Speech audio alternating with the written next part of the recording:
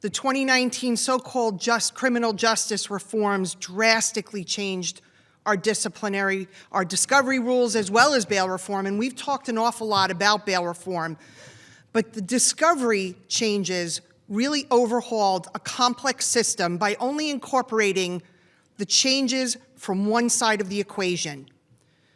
The input from DAs, prosecutors, law enforcement, and the practical effect of the discovery changes was never given due attention.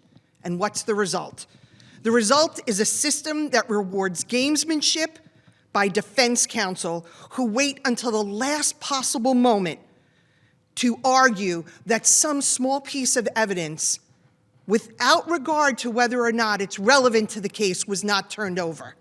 They know the game, and they have an ethical rule to zealously defend their client. But you have put an incredible burden on all of the DAs who have an oath to protect us. The DAs and prosecutors are burdened with voluminous discovery demands without regard to whether or not it's relevant.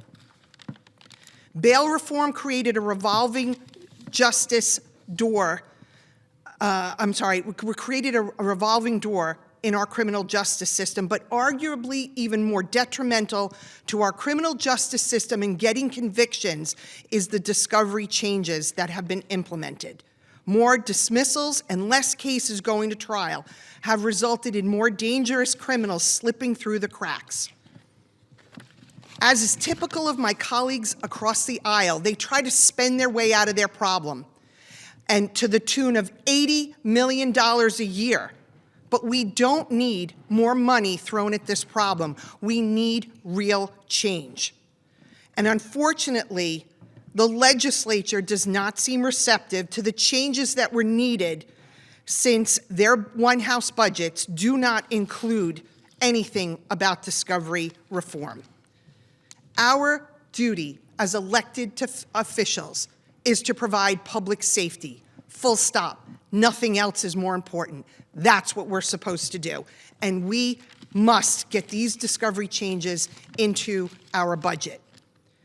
We need to reverse the trend of dangerous criminals walking free on technicalities because a clock ran out.